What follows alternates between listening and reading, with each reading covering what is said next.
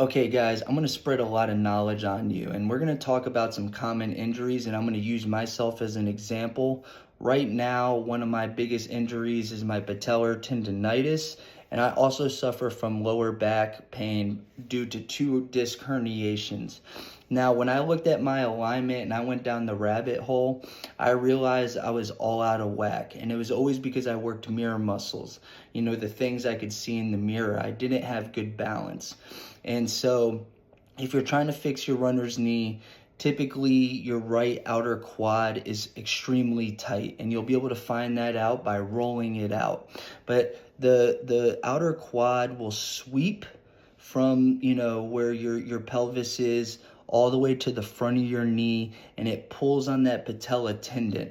Okay, so what you'll want to do pre-run or pre-exercise is you'll want to roll that out, find the pressure points, sit on them, breathe, and hopefully they release. If not, they'll lengthen and it'll still take off pressure.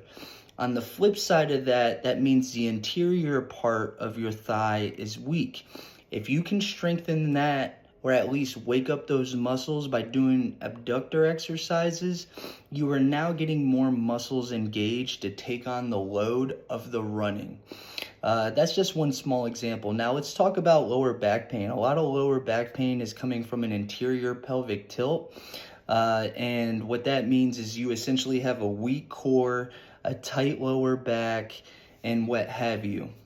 You want to pull that pelvis back into alignment.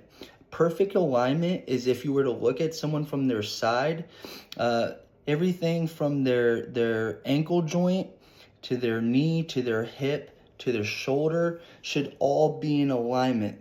And if it's not, that means you have deficiencies. It means you're out of alignment.